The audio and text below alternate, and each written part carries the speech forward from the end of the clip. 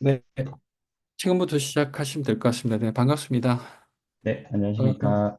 예, 처음으로 이제 이번 학기 수업을 시작하는데, 뭐 작년에는 저도 좀 처음이어가지고 여러 가지로 이렇게 새로 실험도 해보고 저렇게도 실험을 해봤는데, 사실은 작년에 그래서 2학기 때 수업 들었던 것보다는 조금 더 알차게 내용 구성하려고 노력을 해봤었는데, 혹시 앞에 제가 그 간단하게 서머리해서 요약한 강의는 들으셨나요? 네, 일단 챕터 1에 돼 있는 거, 이제 네. 음성으로 나왔던 거, 그런 거 좀 들었고, 번역해 주신 거, 제가 사실 이제 뭐 챗GPT랑 구글 번역기에 돌려가지고 했던 거보다, 음. 교수님이 이제 번역으로 올려주신 게 좀 더 매끄럽더라고요, 아무래도. 네. 그래서 혹시 그거를, 그 네, 강의가 어떻게 만들어졌는지 혹시 그 제가 제 음성이었었잖아요. 네네. 근데 사실은 그게 AI 보이스거든요. 네, 그러니까 그 제작을 어떤 식으로 했었냐면 나중에 한번 실습으로 보여드릴 수도 있을 것 같긴 한데 이제 네, 챗GPT의 이 내용을 어쨌든 번역을 하고 제가 강의를 하기 위한 요약 자료를 만들어 달라라고 스크립팅을 해달라고 했어요. 그래서 네, 이, 일- 이 강의 자체를 스크립팅한 내용을 가지고 요즘에 AI 보이스 서비스 하는데 보이스 클로닝이라고 해서 제 목소리를 들으면 그런 서비스를 하는 곳이 꽤 있거든요. 그래서 네, 그 서비스를 통해서 이 목소리를 일단 녹화를 했는데 그러니까 녹음을 한 거죠. 녹음을 하고 네, 사실상 제가 영상도 페이스 클로닝해서 하긴 했는데 그거는 약간의 좀 불편함이 있더라고요. 음, 제 입만 계속 왔다 갔다 하니까 그것보다는 그래서 음성이 더 나을 것 같다라고 해서 그냥 음성만 올려드렸는데 지금 이제 시대가 이렇게 계속 바뀌면서 사실 새로운 어떤 강의 방식들이 계속 시도되고 있다는 걸 어떤 면에서는 조금 보여드리기 위해서 올렸는데 강의 내용과 형식 좀 어떠셨나요? 좀 이해하는 데 많이 도움이 되셨나요? 네, 그냥 글로 이렇게 보는 것보다, 네. 아무래도 음성을 통해서 제가 글도 일단 보면서 네. 말씀해 주셨던 분들 그 내용하고 스크립트하고 같이 보고 하니까 그래도 좀 음, 이해가 좀 쉽더라고요. 처음에는 음, 뭐지 하다가 그 대충 이제 어떤 내용인지는 알 것 같은데 음. 그런 이제 총체적인 내용 자체는 조금 이제 알 것 같은데 이제 하나하나 이제 짚어갈 때는 사실 이제 좀 그냥 번역된 걸 볼 때는 좀 와닿지 않다가 이렇게 음. 이제 음성으로 녹음된 거라든지 그 다음에 스크립트라든지 그런 걸 보니까 좀 더 이해가 잘 됐습니다. 네, 다행입니다. 뭐 네. 어쨌든 이제 제 입장에서는 그게 하나의 강의 방식에 대한 실험이기도 하고 우리가 세상이 지금 어떻게 바뀌고 있다는 것들을 좀 알려드리기 위해서 그렇게 좀 제작을 해본 건데 제가 단점이 하나 있더라고요. 이게 뭐냐면 저희가 지금 경상도 사투리로 지금 쓰고 있잖아요. 저도 네. 경상도 출신이거든요. 네. 근데 제 목소리를 아무리 흉내들어도 경상도 말은 흉내를 못 하더라고요.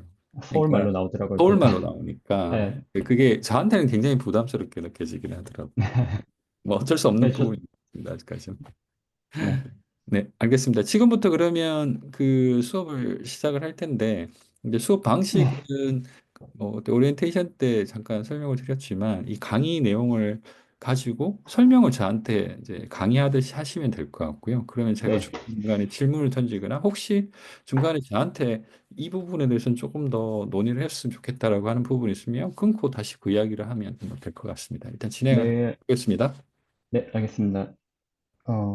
지금부터 발표 시작하도록 하겠습니다. 네, 안녕하십니까. AI 학습 플랫폼 전공하고 있는 정혜준이라고 합니다. 저는 오늘 발표할 주제는 미래 학습 생태계와 학습 현대화입니다.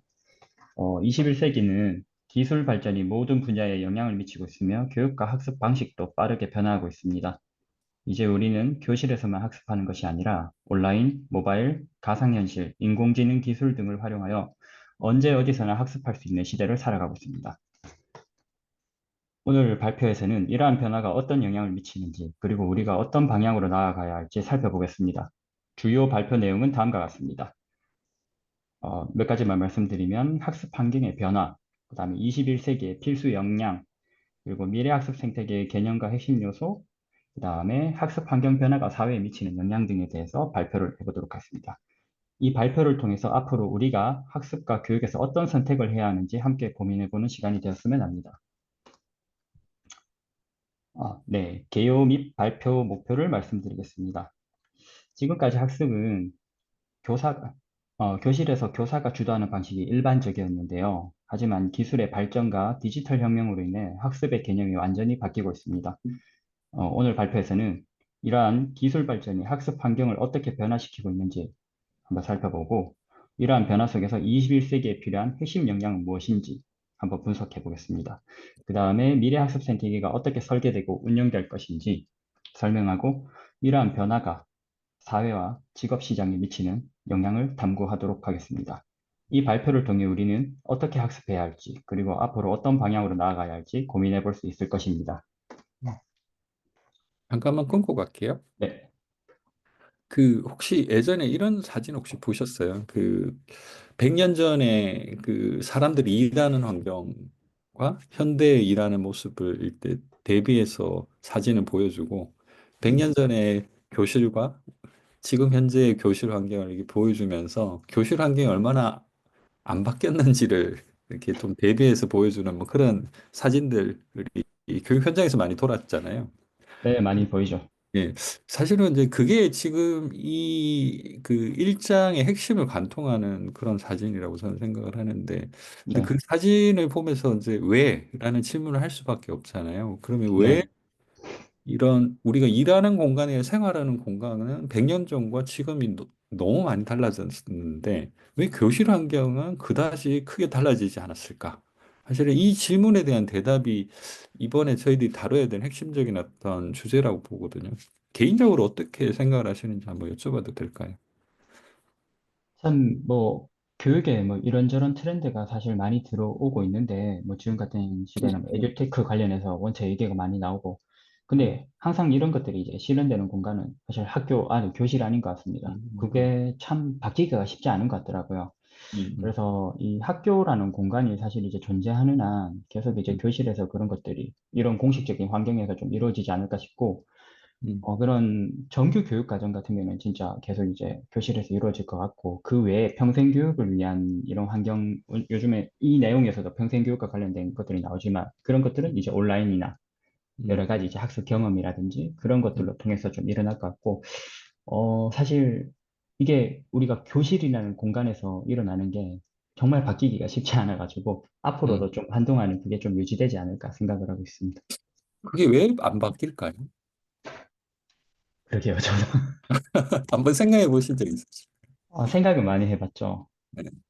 근데 이제 정책 입안자들이 교육계에서 일하지 않는 사람들도 아무래도 많고, 음, 음, 어, 우리나라 같은 경우에는 특히 그런 입시 위주의 교육 이런 것도 좀 있는 것 같습니다. 음.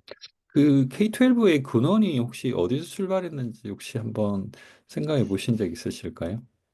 이거 그 지지난 학기에도 이거 배웠던 것 같은데 네. 기억이 잘 안 나요. 이게 그 사실은 그 K-12 교육이라는 체계 자체가 네, 예전 그 한 17, 아니 18세기 정도의 그 일종의 그 산업혁명이 음, 진행되면서 수많은 농업 인구들이 이제 인력으로 전환이 되는 과정에서 생긴 거거든요. 네, 그러니까 산업 인력들과 농업 인력들 간에 그 사실은 그 기본적으로 갖춰야 되는 어떤 소양들이 다르지 않겠습니까?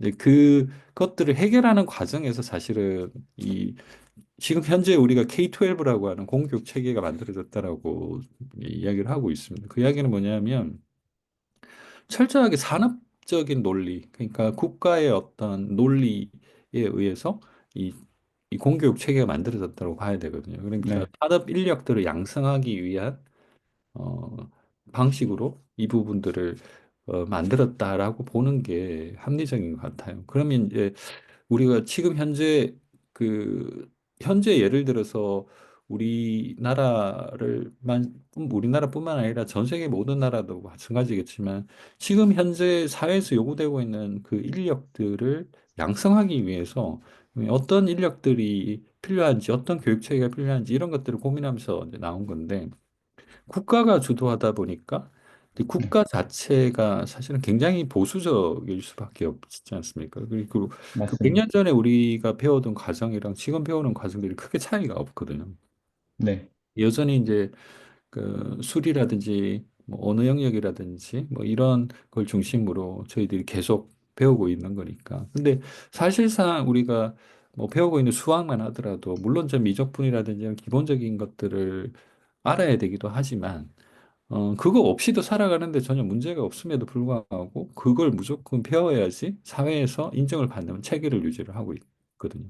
그러니까 일종의 우리가 어, 그 어떤 신분 체계라고 하기보다는 이제 산업계에서 100년 전에 필요했던 그 과목들을 그대로 지금 유지를 하고 있는 그 국가 체계가 사실은 이런 보수성들을 계속 담보하고 있다라고 저는 보는데, 근데 그 부분 때문에 지금도 변화되기가 좀 힘든 거죠. 그래서 지금 뭐 수능 없애자 그러면 사회적 반발이 어, 엄청나다라는 거는 뭐 지금 누구도 다 예상을 할 수 있죠. 근데 네, 그거를 진보 보수를 떠나서 이제 그 체계를 무너뜨리는 것 자체가 너무 많은 사회적 변화들을 일으킬 거다라고 누구나 다 생각을 하고 있고 그게 두렵거든요. 그렇기 네, 때문에 지금 현재 교육 체계가 계속 유지된다고 생각을 합니다. 근데 이제 지금 저희가 다루고 있는 이 책이나 우리 과정에서는 그런 정치적이라든지 환경적인 이야기를 다루지는 않을 거예요. 왜냐하면 네, 그거는 그대로 있다라는 걸 전제로 하고 그러면 그 안에서 점진적으로 현대학습 체계로 전환을 시키기 위해서 무엇이 필요할 것인가라는 부분들을 기술적인 관점에서 다루는 게 이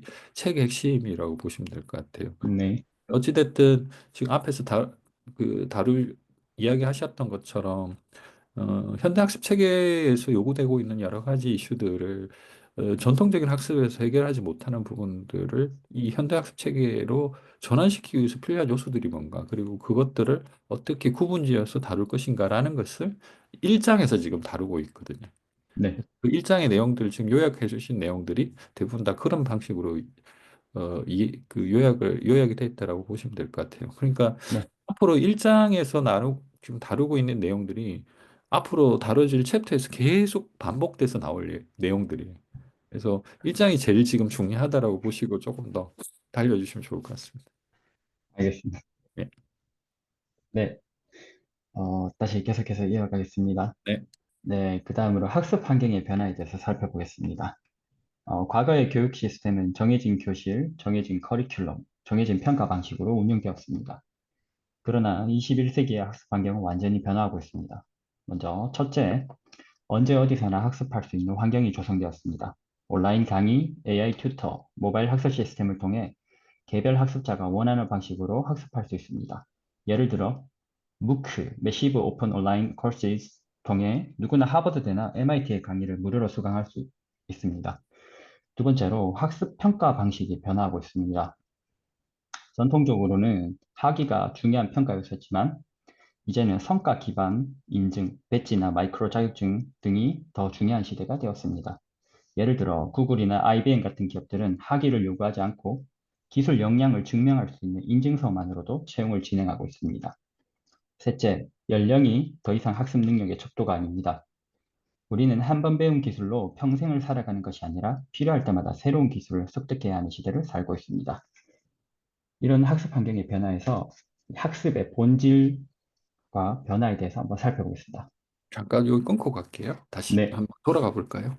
네, 그 이제 여기 내용에 보면 이제 다양한 그 전통 교육과 현대 학습의 차이 비교를 지금 해 두셨잖아요. 네, 여기 이제 지금 전통 교육은 그 어떻게 보면 단일 유니폼한 체계에서 전반 교육들이 진행이 되는 그러니까 단일한 교과서 어떤 교육 환경 뭐 이런 것들을 중심으로 고정되어 있는 그런 방식에서 교육이 일어나고 있다라고 하면 현대학습은 그 뭐 융통성이 굉장히 넓죠. 뭐 네, 플렉스빌리티라고 표현을 할 수도 있고 그리고 굉장히 넓은 측면에서 이런 것들을 다루고 있고 또 하나의 특징이 뭐냐면 생활과 굉장히 밀접하게 연결이 돼 있다라는 음, 것도 특징인 것 같아요. 그러니까 전통 교육은 그 자체의 자체의 목표에는 여러 가지 어떤 의미가 있긴 하겠지만 실제로 이게 실생활에 연결되기는 좀 힘든 구조들이 이 안에 많잖아요. 제가 예를 맞습니다. 들어서 그 고등학교까지 교육을 충실히 받았다라고 하더라도 그 교육을 받은 것들을 사회에 나가서 써먹을 수 있는 것들이 사실은 좀 드물거든요.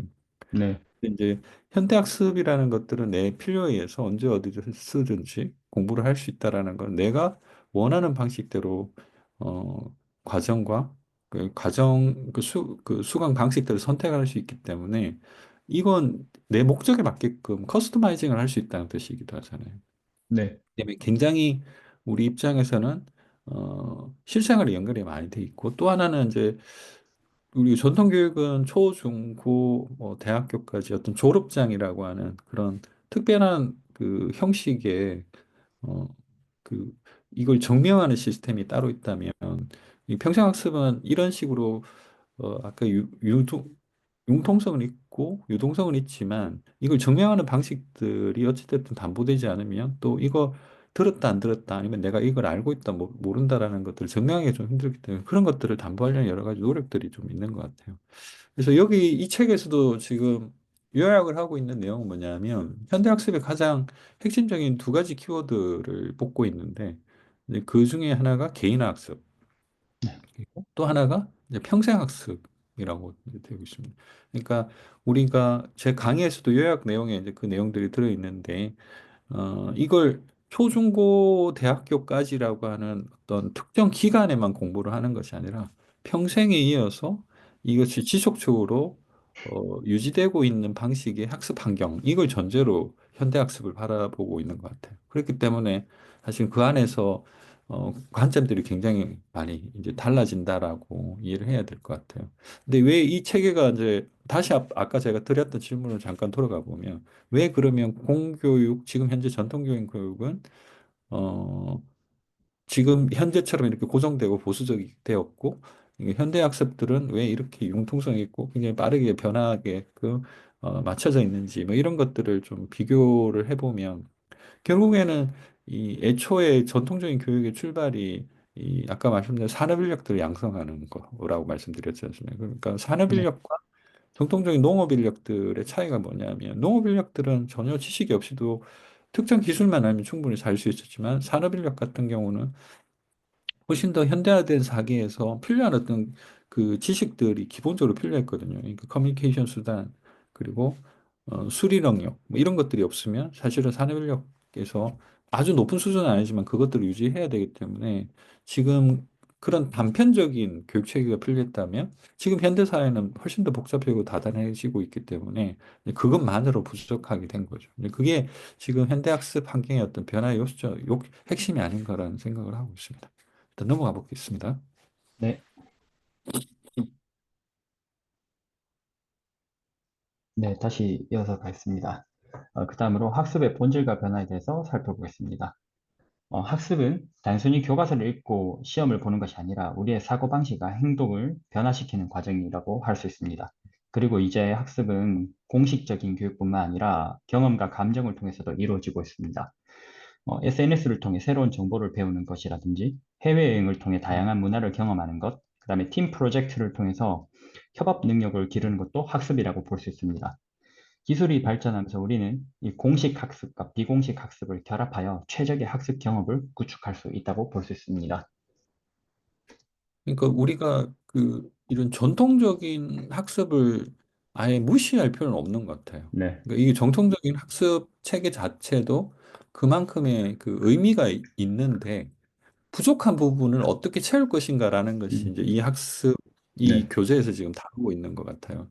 네, 근데 여기서 그 학습의 정의를 이제 다뤄야 될 이유가 뭐냐면, 그럼 이 현대학습이라는 것이 이제 보완제로 만약에 작동을 한다고 했을 때, 이 현대학습의 특징들을 여기서는 규정을 해야지 그게 가능하다고 보고 있는 것 같아요. 그래서 여기서 책에서 핵심적으로 이야기하고 있는 내용은 뭐냐면, 장기 기억에 변화를 주는 거라고 보고 있죠. 그리고 네, 이것이, 어, 실제로 응용되어야 되는, 응용 네, 가능해야 된다고 정의를 하고 있어요. 그 이야기는 뭐냐면, 내가 배운 걸 머릿속에만 넣고 있는 것이 아니라, 내 생활에서 그걸 적용하고, 내가 변화돼야 된다는 걸 전제로 하고 있는 거거든요. 네, 그러니까 학습이 단순히 어떤 메모리, 우리가 기억하고, 시험 문제를 잘 풀고 하는 것들도 중요하지만 그보다 훨씬 더 중요한 건 이 배움 자체가 내 삶의 변화를 준다. 라는 것을 전제로 하기 때문에 지금 이것 자체가 교육이라는 것 자체를 바라보는 관점이 굉장히 달라질 수밖에 없는 거죠. 그러니까 저희가 현재 교실에서 배우고 있는 것들은 주로 장기 기억 변화에 초점을 두고 있죠. 네, 그러니까 이게 물론 이제 요즘에는 많이 바뀌고 있다고 제가 듣기는 들었지만 제가 학교 다닐 때만 하더라도 사실상 선생님들이 강조하는 건 저희 때는 학력고사라고 했었죠. 예, 학력고사 때 얼마나 시험을 잘 봐느냐 이게 사실은 중점이었거든요. 그러니까 뭐 연애도 대학 가서 하고 책도 대학 가서 읽으라고 할 정도로 아무것도 하지 말고 그냥 시험 문제만 잘 풀으라고 하는 것이 저희의 어떤 교육 저희도 그랬습니다. 목표였던 그렇죠. 저 수능 잘 치면 다 되는 세대라 가지고. 그러니까요. 모든 네, 것들을 대학 이후에 하는 것으로 하고 그전에는 이런 공부에 아무것도 안 해도 되는 그런 네, 걸 허용되는 시대였잖아요. 근데 네, 지금 우리 그 새로운 세대들은 사실은 그런 생각도 많이 사라진 것 같기도 하지만 뭐 어쩌면 네, 다행스러운 걸 수도 있고 이 친구들이 훨씬 더 강조하고 있는 것들은 이제 정말 실제적으로 내가 이 사회에 나가서 뭘 해야 될 것인가를 전제로 두고 자기가 가장 좋아하는 거 그리고 가장 잘 할 수 있는 것들 중심으로 생각들이 조금씩 바뀌고 있는 것 같아요. 그걸 이제 지원해주기 위해서 현대학습이라는 것이 어떻게 그런 음, 친구들조차도 소외시키지 않고 예, 이런 그 학습 환경에 그 계속 그 집중할 수 있도록 만들어줄 것인가라는 것이 지금 이제 현재 우리 이야기하고 있는 공식 교육에서 부족한 부분인 것 같아요. 이제 그런 것들을 어떤 식으로 담보할 것인가. 여기에는 경험, 감적, 사회적 요소 이런 것들이 이제 다 포함이 된다라는 거죠. 그래서 네, 저는 그런 측면에서 보면 이런 학습의 변화 자체가 굉장히 의미 있다라고 저는 생각을 하고요. 그걸 이제 네, 교실 환경 내뿐만 아니라 이제 실제적인 사회 활동을 통해서 어떻게 이 시대가 이런 것들을 담보할 수 있을까라는 것들을 이제 고민하는 것이 지금 이 책에서 계속 강조하고 있는 부분인 것 같습니다. 넘어가 네, 볼까요? 네. 네, 기술이 발전하면서 단순한 반복 업무는 이 AI와 자동화가 대신 수행하게 되었는데요. 그렇다면 우리는 어떤 역량을 갖춰야 되는지 한번 살펴보겠습니다. 먼저 창의성과 문제 해결 능력이 강조가 되고 있는데요. AI가 할 수 없는 창의적인 사고와 문제 해결 능력이 필수적이라고 할 수 있습니다. 예를 들어 애플이나 테슬라는 기존의 사고방식을 뛰어넘는 창의적인 접근으로 혁신을 이루어내고 있다고 할 수 있습니다. 그 다음에 디지털 리터러시가 중요한데요. 데이터를 이해하고 분석할 수 있는 능력이 필수적입니다. 음, 실제 2022 개정 교육 과정이 되면서 학교 현장에서도 이 디지털 리터러시에 대한 강조가 굉장히 많이 되고 있습니다. 음, 프로그래밍, 데이터 분석, AI 활용 능력 등이 굉장히 중요해지고 있는데요. 음, 현재 학생들, 초등학생들도 여기에 대해서 많이 강조를 하고 있습니다. 그 음, 다음으로 협업과 적응력이 강조가 되고 있는데요. 음, 급변하는 환경에서 다양한 사람들과 협력하고 빠르게 적응하는 능력이 중요하다고 할 수 있습니다. 이 앞으로는 한 가지 전문성을 깊이 아는 전문가가 아니라 다양한 분야를 이해하고 적용할 수 있는 전문적 제너럴리스트가 더욱 중요해질 것이라고 할 수 있습니다. 네, 다음으로 넘어가 보겠습니다. 잠깐만요. 네. 예. 여기서 전문적 제너럴리스트라는 게 어떤 인력을 이야기하는 건지 조금 더 자세하게 한번 이야기해 보시겠어요? 일단 당장 학교 안에서만 봐도 음, 예전 같았으면 진짜 아까 전에 교수님이 말씀하셨던 것처럼 정말 공부만 잘하는 그런 수리적인 능력 뭐 이런 쪽으로만 강조가 많이 되었던 반면에 음, 최근에 학교에서는 뭐 프로젝트 수업이라든지 그 음, 다음에 뭐 같이 학생들하고 뭐 질문이 있는 수업이라든지 이런 것들을 하면은 이게 단순히 혼자만 할 수 있는 게 아니라 다른 음, 사람들과 이제 협업 능력을 굉장히 중요시하고 그 다음에 음, 적응력, 그다음에 음, 문제 해결력, 창의성 이런 것들을 강조하고 있기 때문에 단순히 한 개만 잘하기보다는 여러 가지의 이제 분야에서 다양하게 이제 능력을 맞습니다. 발휘할 수 있는 융합형 인재라고 할 음, 수 있겠습니다. 맞습니다. 그러니까 그게 지금 우리가 21세기를 살아가는 데 있어서 가장 어떤 중요한 그 일종의 그 능력이라고 보고 있는 것 같아요. 그러니까 우리가 그걸 뭐 어떤 방식으로 표현하든 역량이라고 표현할 수도 있고, 뭐, 재능이라고 표현할 수도 있고, 뭐, 다양한 방식으로 표현할 수 있는데, 보통 이런 건 이제 역량이라고 보통 추세적으로는 이야기를 하는 것 같아요. 네, 근데 이제 여기 이 책에서 그 전문적 제너리스트를 정의하는 건 이제 이렇게 표현을 하고 있죠. 그 다양한 분야를 통합하고 새로운 개념과 맥락을 빠르게 학습하고 변화하는 상황에 능동적으로 적응할 수 있는 사람을 전문적 제너럴리스트라고 정의를 하고 있습니다. 이제 이야기는 아까 말씀드린 하신 것처럼 이제 문제 해결 능력이라든지 창의성이라든지 그리고 협력적 뭐 사고 뭐 이런 것들을 다 강조하는 말인 것 같아요. 네. 나중에 이제 지금 OECD 그 미래 인재 나침판 그 사진을 네. 가져오셨던데 이제 거기서 네네. 강조하는 역량들이 다 그런 네. 내용들이죠.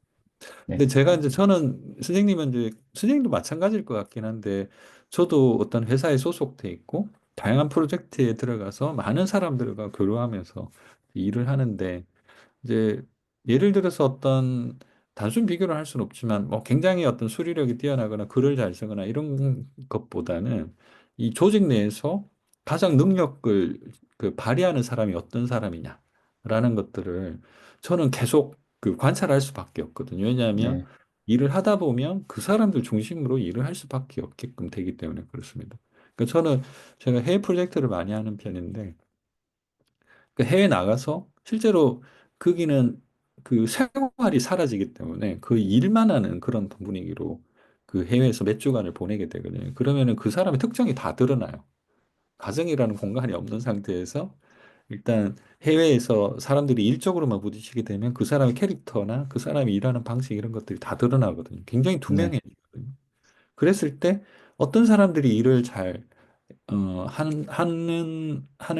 그러니까 어떤 사람이 일을 잘하는지에 대한 분별력이 그 안에서 다 생겨요. 물론 이제 사람에 네. 따라서 조금 다를 수는 있지만, 근데 그 안에서 저는 이제 지금 여기서 이야기하고 있는 것들을 굉장히 많이 느낍니다. 왜냐하면 프로젝트를 하거나 아니면 회사에서 업무를 수행할 때 있어서는 정답이 없는 경우가 되게 대부분이죠. 아, 어떤 맞아요. 문제가 주어지면 그 문제를 해결하는 방식은 개인마다 굉장히 다른데 굉장히 교과서적으로 접근하는 사람들도 있고 어떤 사람들은 그때그때 융통성을 발휘해서 방법을 찾아내는 사람들도 있어요. 근데 이제 되게 그 안에서 뛰어난 역량들을 발휘하는 사람들은 굉장히 사고 영역이 넓어요. 맞아요. 그러니까 이것들을 어떤 뭐 문서에라든지 어떤 지침에 의거하지 않고 뭐 상대방을 설득한다거나 음. 아니면 뭐 고객이 직접 찾아가서 문제 해결을 아예 해버린다거나 하는 뭐 그런 식의 어떤 융통성을 굉장히 잘 발휘하는 편이거든요. 이제 그런 사람들 중심으로 일이 이제 진행이 된다는 거죠. 결국에는 어떤 사회적으로 그러니까 복잡 다단한 어떤 그 일들을 처리해야 되는 과정 안에서는 항상 이런 전문적인 제너럴리스트 역할이 굉장히 눈에 띄게 나타날 수밖에 없고요.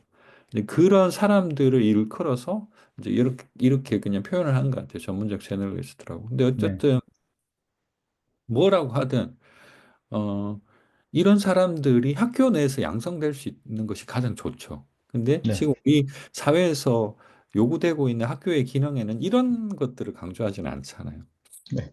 네, 수능에서 뭐, 100점 수능 만점 받는 게 목표니까. 뭐, 초등학교 뭐, 교육과정에서는 이런 이제 융합형 인재를 길러내는 거에 대해서 굉장히 이제 강조를 많이 하는데, 네, 네. 결국 우리나라 같은 경우는 이 입시 교육이 있는 한 맞습니다. 수능 잘 치는 사람으로 결국 이제 다 가더라고요. 네, 맞습니다. 그래서 뭐, 이런 쪽으로 좀 약간 생각을 하고 있는 부모 같은 경우에는 외국 학교를 보낸다든지, 유학을 보낸다든지, 차라리 이제 그렇게 하는 경우가 대안학교를 많죠. 간다거나 네네네. 그렇게 하죠. 그래서 지금 이게 이제 우리나라의 어떤 보수적인 그런 교육 환경의 핵심적인 문제이고 이제 이런 수능 체계들을 어떤 방식이든 변화시키지 않으면 지금 우리 21세기에서 요구되고 있는 인재를 학교 내에서 양성하기는 굉장히 어려울 것 같다라는 생각이 계속 듭니다. 그러니까 저는 이제 뭐, 이게 좀 이상한 예일 수는 있는데, 뭐, 쇼미더머니라든지, 그리고 유튜브에서 이렇게 발굴되는 다양한 그 새로운 어떤 그 젊은이들을 보면서 좀 감탄하는 경우가 좀 많거든요. 그 이제 왜 감탄을 하냐면, 아, 이렇게 척박한 교육 환경에서도 저런 친구들이 계속 우리 사회에 계속 진출하고 있구나라는 것들 느끼면 좀 안심을 해요. 음, 그러니까 이제 그런 사람들이 어찌됐든 양성된다라는 건, 뭐, 단순히 학교가 그 친구에 영향을 주는 것이 아니라 어떤 문화적인 환경이 그 친구에 훨씬 더 큰 영향을 주고 있구나. 그러니까 문화나 사회는 이미 그런 사람들한테 좀 더 다른 어떤 인지의 상을 요구하고 있는 시대인데 학교에서만 지금 특별하게 그 수능 중심의, 머리 중심의 사고가 뛰어난 친구들을 뽑아내는 방식으로만 작동이 되고 있기 때문에 여기서 이제 차이나는 괴리들이 있는 것이지, 사회는 이미 이제 그런 어떤 시대적인 어떤 인재들을 요구하는 것으로 이미 바뀌고 있다라는 것에 대해서는 조금 안심을 하고 있다라는 거죠. 네, 네. 뭐 선생님도 아마 거의 비슷한 생각들 하고 있지 않을까라는 생각이 드는데요. 맞습니다.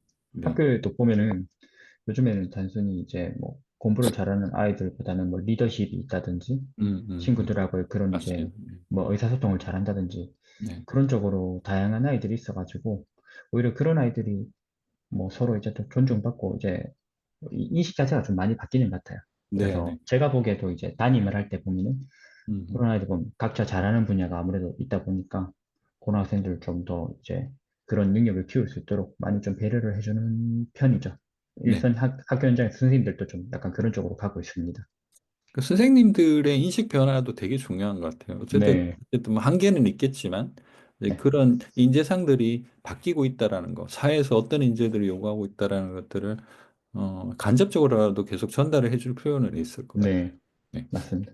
네. 그럼 다음 챕터로 좀 넘어가 볼까요? 네, 네, 이제 학습은 더 이상 학교에서만 이루어지는 것이 아니라 평생 학습으로 변하고 있습니다. 음, 그렇다면 이러한 변화를 어떻게 효과적으로 관리하고 활용할 수 있을까요? 그 해답은 바로 미래학습 생태계에 있다고 볼 수 있습니다. 미래학습 생태계는 개인 맞춤형 학습과 지속적 학습을 지원하는 체계입니다. 이 체계는 기술 기반의 학습 분석 및 최적화를 통해 개개인에게 최적화된 학습 방법을 제공합니다. 또한 기업과 공공기관에서도 학습이 혁신적으로 이루어지고 있습니다. 예를 들어 글로벌 기업들은 사내 교육을 기존의 강의식 교육에서 벗어나 AI 기반 학습 플랫폼, 가상현실 훈련, 맞춤형 러닝 모듈을 활용하여 직원들의 역량을 강화하고 있습니다. 이러한 미래 학습 생태계를 가능하게 하는 핵심적인 요소들이 있는데요. 이를 다음 장에서 자세히 살펴보도록 하겠습니다. 음. 우선 이제 6가지 주요 요소에 대해서 이제 준비를 하셨는데, 그 전에 이제 우리 미래학습 네, 생태계라고 하는 개념에 대해서 먼저 한번 좀 다뤄볼게요. 다시 네, 전 상태로 한번 가주시면, 그러니까 우리가 이제 여기서 이제 강조하고 있는 게 앞에도 말씀드렸지만 결국은 개인 학습과 평생 학습이라고 하는 이제 네, 두 가지 키워드를 가지고 어떻게 이런 환경을 담보할 것인가. 그러니까 여기서 미래학습 생태계라는 건 우리가 공교육 체계를 훨씬 벗어난 이야기를 하고 있는 거죠. 그러니까 물론 이제 공교육의 어떤 그 역할을 무시하거나 포기하는 것이 아니라 그것보다 훨씬 그 넓은 영역에서의 교육 환경을 이야기를 하고 있는 것 같아요. 네, 그럼 예를 들면 뭐 이거는 시공간을 다 벗어난 이야기 같은데, 예를 들어서 뭐 시공간이 그러니까 그 시간적인 어떤 측면에서 보면 우리가 공교육 체계를 벗어난 뭐 대학 과정을 벗어나서 직장 생활을 한다거나 아니면 혹은 퇴직 후에도 계속 이어질 수 있는 이런 어떤 교육 환경을 이야기하는 것이고, 공간적으로만 보더라도 우리가 학교 말고 학교 바깥에서 이루어질 수 있는 여러 가지 그 학습 환경들도 같이 포함한다는 뜻인 것 같아요. 네, 우리가 뭐 요즘 학생들 제가 정확하게는 잘 모르겠는데 저 같은 경우에도 교실에 요즘에는 책을 이렇게 읽고 뭔가 이해를 지식을 습득한다기보다 유튜브를 굉장히 많이 하려고 하거든요. 심지어는 인스타도 저는 교육 활동을 많이 해요. 단어 같은 것들을 계속 네, 이렇게 뭔가 강조해주는 그런 채널들이 있어서 그걸 네, 하루에 한 5분씩 정도만 보더라도 꽤 도움이 많이 되거든요. 네, 그러니까 맞습니다. 우리가 교육이라고 하는 그 관점이 사실은 이미 우리 실생활에는 굉장히 외연적으로 많이 넓어져 있는 것 같아요. 유튜브, 뭐, TV, 아니면 책, 아니면 뭐 학생들 간도 코믹, 웹툰을 통해서도 학습이 되고 있을 수도 있고, 게임을 네, 통해서도 학습이 되고 있을 수 있기 때문에, 최근에 제가 제 지인 그 아들놈이 어떻게 성장하는지를 제가 그 지인을 통해서 계속 들으면서 좀 감동을 했는데, 감동? 감탄? 뭐 어떻게 표현해야 될지는 모르겠는데, 이 친구가 게임 강의예요. 음, 그러니까 게임을 통해서 이제 보이스 커뮤니케이션 하잖아요. 네, 이제 그렇죠. 그러면서 기본적으로 영어와 일본어를 다 마스터를 했더라고요. 외국에 하면서. 물론 이제 굉장히 네, 특이하고 똑똑한 친구일 수는 있죠. 이제 네, 그럼에도 불구하고 어떤 특정 분야에 몰입하면서 실제로 그 안에서 자기가 할 수 있는 어떤 역할들을 굉장히 넓혀가면서 실제로 이 친구는 한국에서 공부 안 하고 일본으로 유학 갔거든요.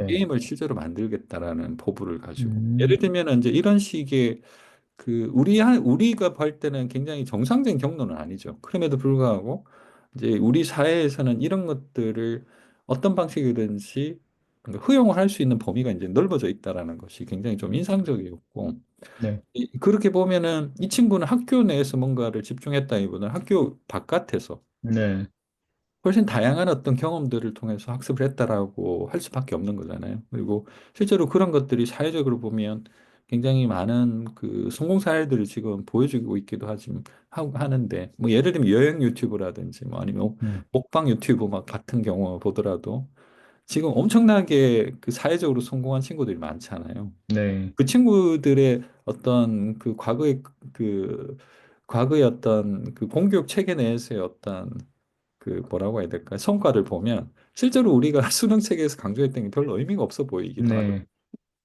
그러니까 이제 그런 어떤 다양한 성공 사례들, 뭐 그걸 인생에서 성공했다기보다는 어찌됐든 어쨌든 사회적인 관점에서 보면 성공했다라고 할 수 있는 여러 가지 요소들을 가지고 있기 때문에 성공이라고 가정을 하면 그 안에서 그 친구들이 밟아가셨던 그 학습 과정.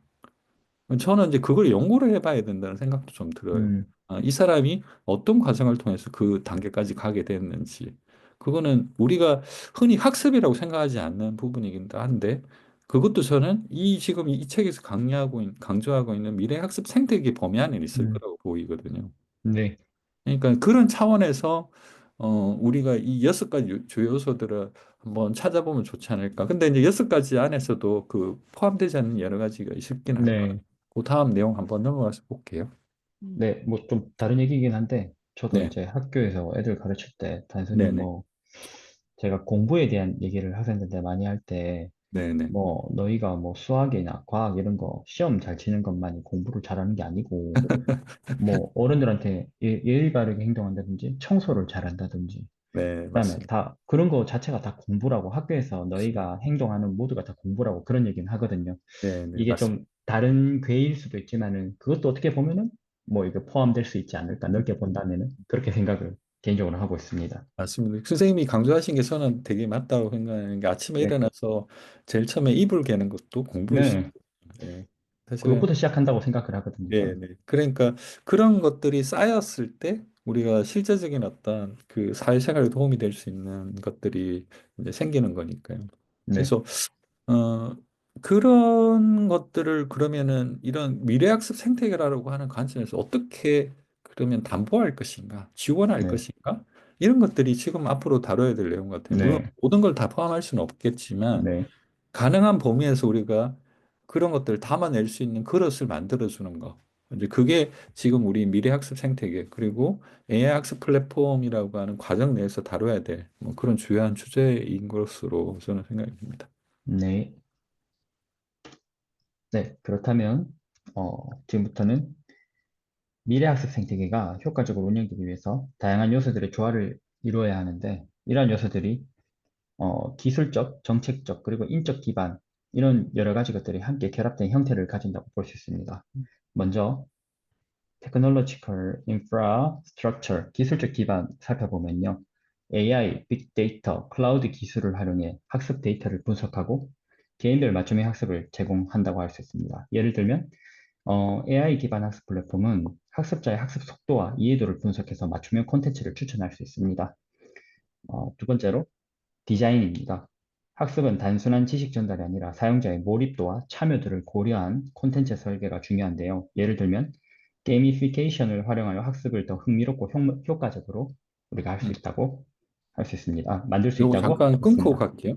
네, 그러니까 기술적 기반하고 디자인이 이제 그 하나씩 이렇게 끊고 갈 만큼 굉장히 큰 주제이기인데 책에서는 네, 되게 작게 다루고 있거든요. 네, 네, 근데 이제 조금 이 부분을 아까 말씀드렸던 우리가 뭐 다양한 어떤 학교 바깥에 있는 외연적인 학습 생태계에서 이야기를 하면서 이 이야기까지는 들어가지 못했는데 그러면 그걸 담보하기 위해서 어떤 기술적인 환경이 필요한가라는 것들이 여기서 지금 이야기하는 기술적인 기반 같아요.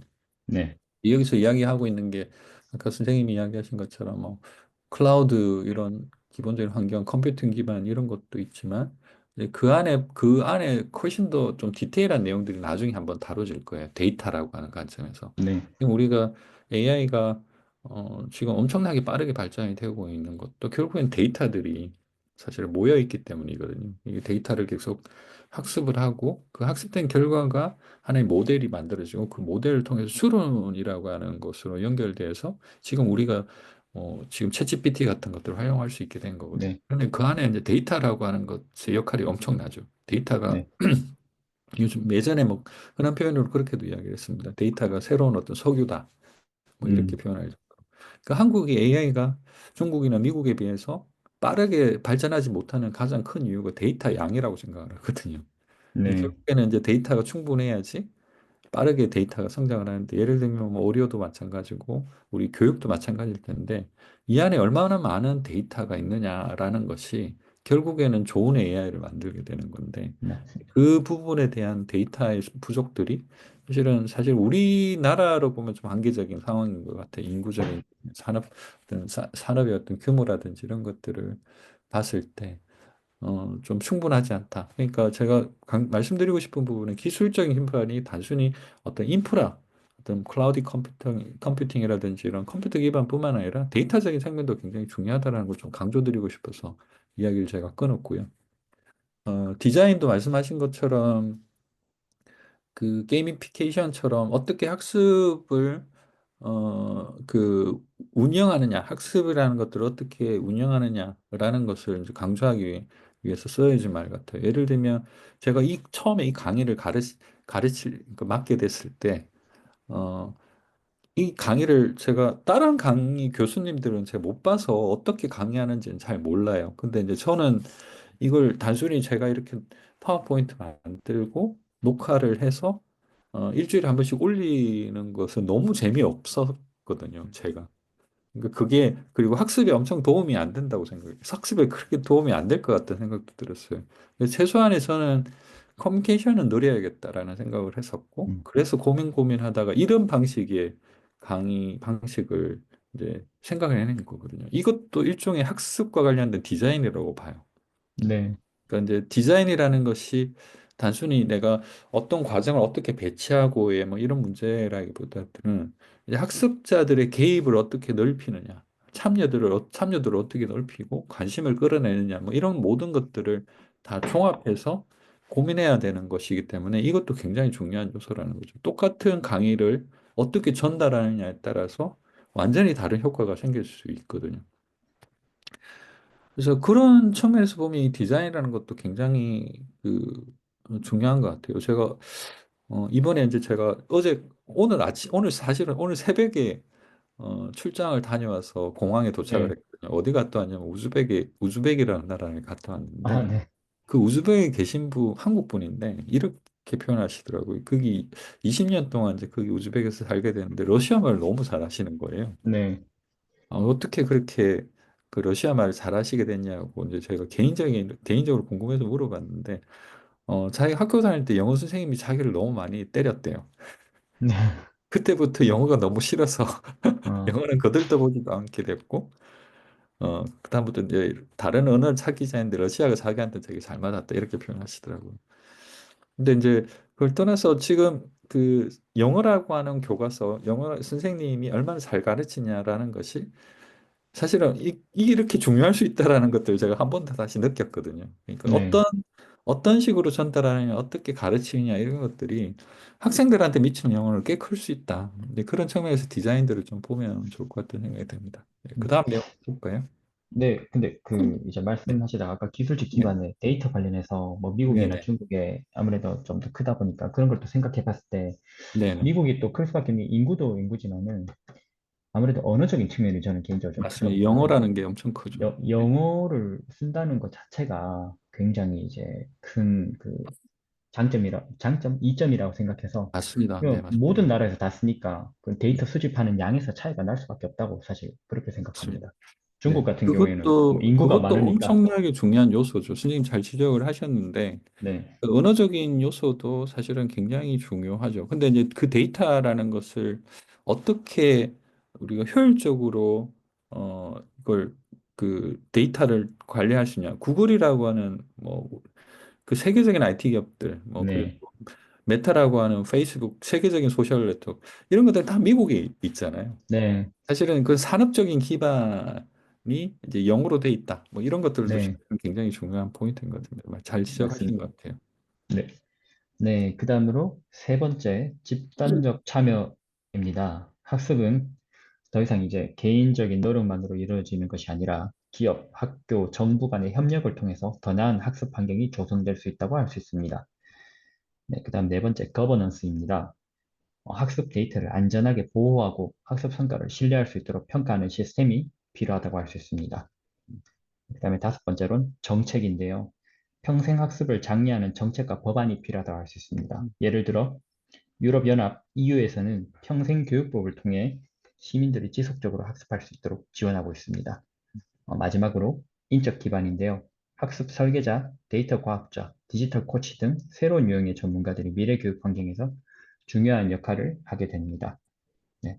이러한 이게 지금 요소들이, 하나하나 다 다루면은 시간이 너무 길어질 것 같아가지고 네, 일단 넘어가긴 할 텐데, 네, 근데 간단하게만 그 코멘트만 잠깐 하면 어쨌든 네, 그 집단적 참여라는 건 이제 교사 한 사람만의 힘으로 안 된다라는 이야기를 하려고 하는 것 같아요. 네, 이제 결국에는 학부모뿐만 아니라 뭐 지역사회 혹은 이제 나아가서 어떤 국가 체계 자체가 이 여기에 참여를 해줘야지 실질적인 효과가 난다라는 거고 네, 거버넌스도 이제 그런 차원에서 굉장히 그 중요한 여러 가지 문제들을 다루고 있죠 교육에서 예를 들면 수능 체계를 바꾸는 건 결국 거버넌스의 문제이거든요.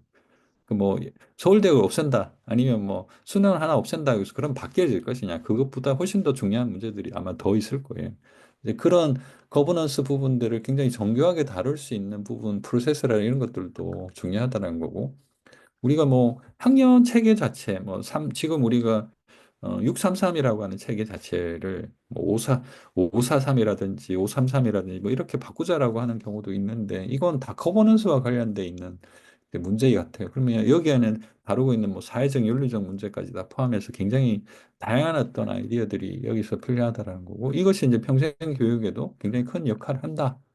할 이야기가 너무 많은 주제죠. 이 이야기만 하면. 네, 네, 거기다가 이제 정책, 뭐 이 부분은 이제 프라이버시라든지 이런 그 개인적인 어떤 그 정보보호 뭐 이런 부분들도 굉장히 중요한 것 같고, 그리고 교과서 체계 뭐 이런 것들도 지금 우리가 AIDT 지금 계속 이야기를 하고 있는데, 네, 이런 모든 것들이 정책하고 또 관련이 돼 있잖아요. 그리고 이것이 교육 환경에 미치는 영향도 굉장히 크고, 저는 이제 AIDT라는 것이 나중 다른 다른 챕터에서도 한번 다뤄질 필요가 있다고 생각을 하는데, 근데 이것만 하더라도 굉장히 다양한 이야기들이 지금 나올 수밖에 없는 거죠. 그러니까 이것이 미래학습 생태계에 미칠 수 있는 영향은 지대하다. 그리고 당연하게도 인적 기반. 그러니까 지금 이런 새로운 환경들을 지원하기 위한 인력이 교사분들만 있어서는 안 되죠. 교사 안에서도 네, 굉장히 세분화된 역할 규정이, 구분이 좀 필요한 것 같아요. 제가 아까 잠깐 들었을 때 그 선생님은 이제 가르치는 일보다 좀 지원 역할, 행정 지원? 네, 이렇게 아마 네, 행정 바뀌시는, 예. 중간 관리자 역할을 예, 하게 중간 됐습니다. 관리 이제 역할로 바뀌시는 건데 그것뿐만 아니라 뭐 학교에는 아마 그런 분도 계실 거예요. 기술적인 부분만 다루는 뭐 네, AI라든지 새로운 어떤 컴퓨팅 환경들이 학교에 도입되면서 그것만 지원하는 또 선생님의 역할들이 더 필요할 거예요. 그러니까 지금은 가르치는 역할보다 훨씬 더 중요한 것이 이런 거버넌스라든지 집단 참여들을 유도하고 그리고 학교 내에서 이런 여러 가지 역할들이 이렇게 잘 관리될 수 있도록 해주는 어떤 인력 조직 구성 뭐 이런 네, 것들이 사실은 굉장히 중요한 것 같아요. 물론 이제 학교에서 아마 이런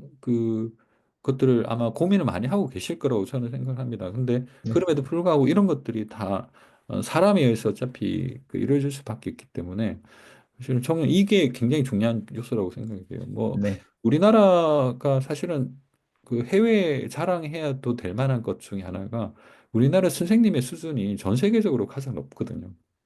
이게 엄청나게 높은 경쟁력을 뚫고 사실은 선생님이 되신 분들이고 네, 이제 그런 인적 자원들을 어떻게 잘 활용하냐라는 것들은 사실 우리 교육 체계의 변화를 이끌어가는데 굉장히 중요하다고 보고 있는 입장이고 그런 것들이 지금 여기서 계속 이야기되고 있는 것 같습니다. 네. 넘어갈게요. 네. 네. 이러한 변화들이 단순히 교육 방식에만 영향을 미치는 것이 아니라 사회 전반에도 큰 변화를 가져오는데요. 이번 장에서 내용을 살펴보도록 하겠습니다. 학습 환경 변화가 사회에 미치는 영향에 대해서 한번 살펴보겠습니다. 미래 학습 생태계는 단순히 교육 방식의 변화에 그치는 것이 아니라 사회 전반에 걸쳐 큰 영향을 미치고 있습니다. 첫 번째로 지속적인 학습이 필수가 되었습니다. 과거에는 대학 졸업 후에 직장에 들어가면은 끝인 경우가 많았지만 이제는 평생 학습이 필수가 된 시대라고 할 수 있습니다. 이 기술이 빠르게 변화하면서 새로운 기술을 배우고 기존의 역량을 업데이트하는 것이 직업 유지에 필수적으로 되었습니다. 두 번째로 기업에 대한 충성도가 낮아지고 개인의 경력 개발이 더욱 중요해지고 있습니다. 음, 이제 한 회사에서 오랫동안 근무하는 것이 아니고 자신의 기술과 역량을 끊임없이 개발하면서 더 좋은 기회를 찾아 이동하는 시대입니다. 실제 예로 보면은 교사들 중에서도 AI 관련된 이제 본인의 역량이 높으신 분들은 빠르게 사표를 쓰고 그쪽으로 가시는 분들도 꽤 많은 상황입니다. 음, 그다음에 경기도에는 뭐 이렇게 랩을 잘하는 선생님 같은 경우에는 사표 쓰고 랩하다가 뭐 가끔씩 이제 기간제로 하시는 분들도 있고요. 그런 선생님들 중에서도 능력이 되게 많은 분들이 많습니다. 음, 세 번째로 교육의 기회 불평등 문제도 해결해야 될 과제라고 할 수 있습니다. 기술이 발전함에 따라서 온라인 교육이 확대되었지만 여전히 디지털 격차로 인해 교육 접근성이 부족한 계층이 존재합니다. 이에 따라 정부와 기업이 협력해서 디지털 교육 기회를 확대하는 정책이 필요합니다. 제가 실제로 작년까지 근무했던 학교, 2년간 근무했던 학교는 경상북도 경산시에 위치해 있는 학교 중에서 거의 제일 작은 학교였었는데 소규모 음, 학교다 보니까 이런 디지털 인프라라든지 교육적인 인프라 같은 게 일반 도심지에 있는 학교에 비해서 학습 격차가 굉장히 심했습니다.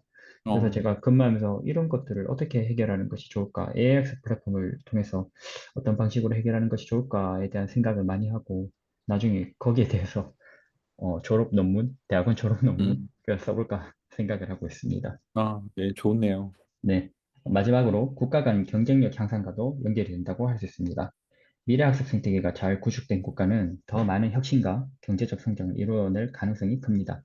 따라서 각국 정부는 국가 경쟁력 강화를 위해 미래 교육 정책을 적극적으로 추진하고 있습니다. 네, 이제 발표를 마무리하면서 미래 학습 생태계의 방향성과 우리가 준비해야 할 점을 정리해 보도록 하겠습니다. 네, 네. 네, 미래 학습 생태계는 맞춤형 학습과 지속적인 학습, 평생 학습을 기반으로 발전할 것입니다. 우리는 변화에 빠르게 대응할 수 있는 유연한 학습 체계를 빠르게 구축해야 합니다. 여기서 적혀 있듯이 미래학습 나침반이 지금 나와 있는데요. 맞춤형과 지속적 학습이 필수적이고 학습 환경 혁신을 위한 다양한 주체의 협력이 필요하다고 할 수 있습니다. 단순히 아까 제가 말씀하셨던 것처럼 교사들의 노력뿐만이 아니고 정부라든지 사회의 여러 가지 노력이 필요하다고 할 수 있습니다. 그다음에 AI와 빅데이터, 온라인 학습 기술을 적극적으로 활용해서 변화에 대응하는 유연한 학습 체계가 필요하다고 할 수 있습니다. 네. 네, 이러한 완료하게 변, 해주셨습니다. 네, 아직 덜 끝났는데 네, 이러한 네, 그렇습니까? 변화를 이해하고 준비하는 것이 미래 경쟁력을 결정할 수 있을 것입니다. 네, 감사합니다. 네, 이거 정리하시느라 수고 많으셨습니다. 네, 아무튼 감사합니다. 뭐 앞에서 쭉 우리가 이야기했던 내용들이 좀 정리가 지금 되어 있는 건데요.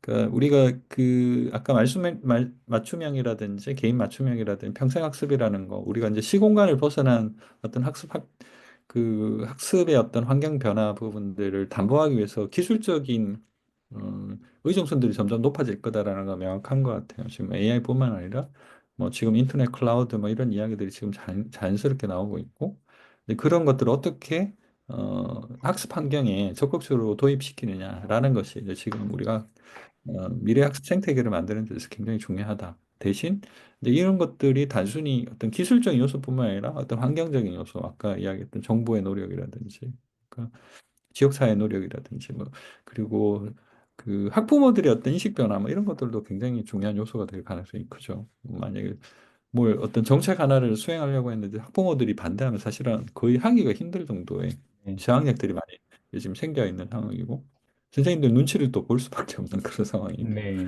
그래서 이런 모든 것들을 담보하기 위해서는 사실 사회 전체적인 어떤 관점에서의 교육을 바라보는 입장들이 좀 변화되지 않으면 쉽지 않다. 다만 이제 그럼에도 불구하고 변화되는 요소들은 우리가 이미 그 여러 사회적인 어떤 현상에서 목도가 되고 있죠. 그러니까 아까 제가 이야기 드렸던 여행 유튜브라든지 뭐 먹방 유튜브 같은 성공 사례, 뭐 케이팝 스타라든지 이런 우리가 일상적인 어떤 교육 경로를 거치지 않음에도 불구하고 굉장히 사회적인 성공을 이끄는 여러 가지 그 어떤 케이스들이 생기고 있다라는 것만 하더라도 벌써 우리가 지금 전통적인 교육 자체에서 담보되지 않는 여러 가지 형식의 그 성공 사례들이 오히려 더 큰 영향을 줄 수도 있기 때문에 이제 그런 것들이 조금씩 파괴되어 가고 있는 상황이다. 이런 것들은 어쩔 수 없이 인정할 수밖에 없는 것 같아요.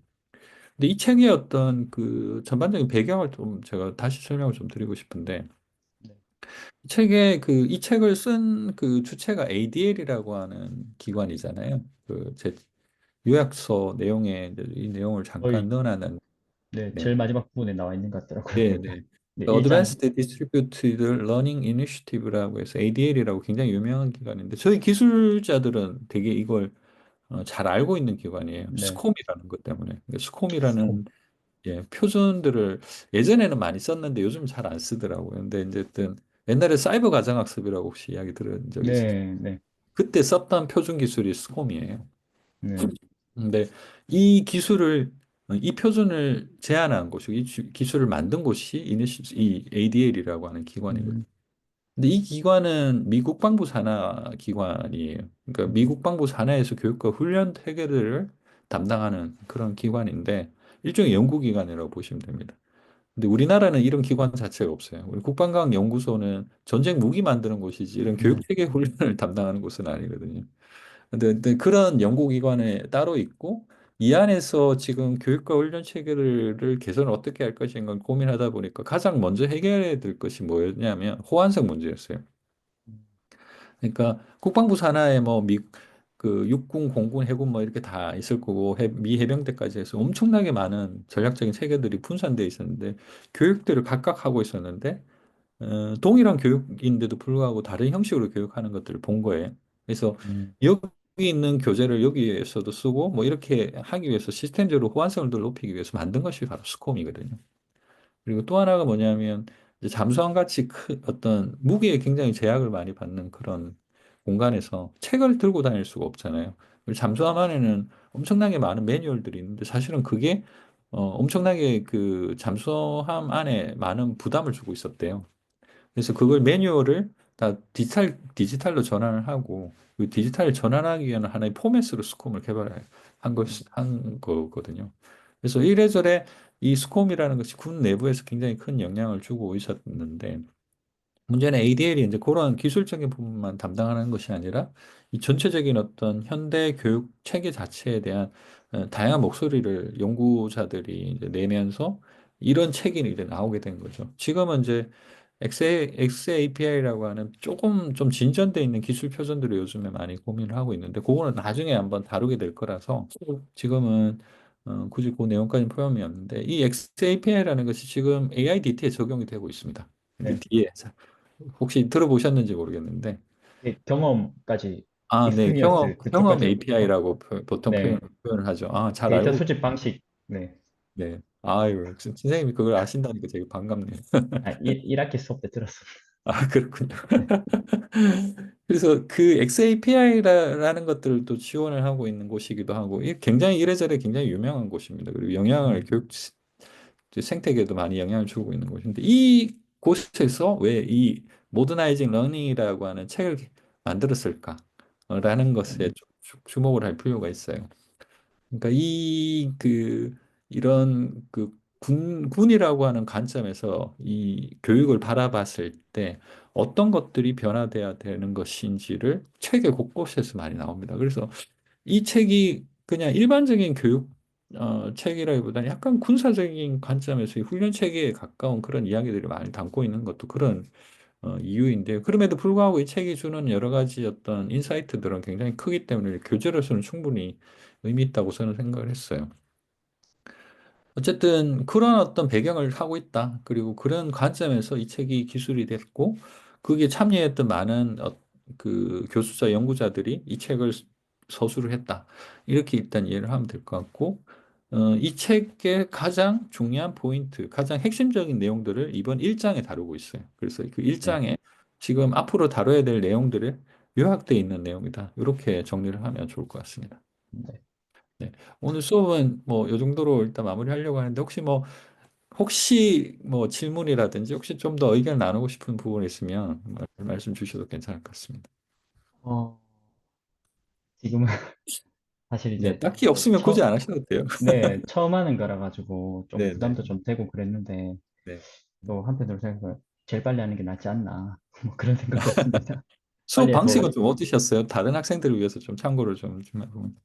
저는 사실 아까 처음에 말씀하셨던 것처럼 기존에 계속 이제 강의를 올려주신 걸 보고 뭐 과제 제출하고 그런 방식에 좀 익숙해져 있는데 음.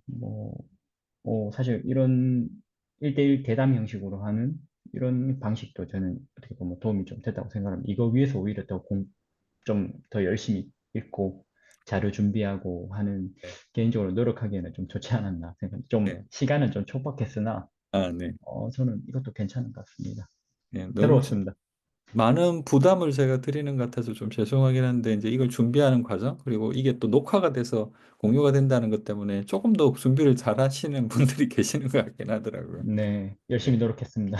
네. 아무튼 제가 자료 보고 참 굉장히 고민 많이 하셨구나라는 생각이 좀 들었고요. 아무튼 수고 감사합니다. 많으셨습니다. 네, 오늘 수업은 감사합니다. 여기서 정리하도록 하겠습니다. 네, 감사합니다. 네, 감사합니다. 수고하셨습니다. 네.